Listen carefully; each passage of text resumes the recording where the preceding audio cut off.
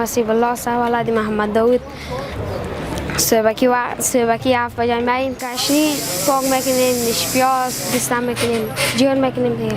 پایین پگی 12 باز میرم مکتب تا 5 بجه میرم، از تا 7 بجه تا کلاب پهلوانی هم کار میکنیم هم پهلوانی میکنیم.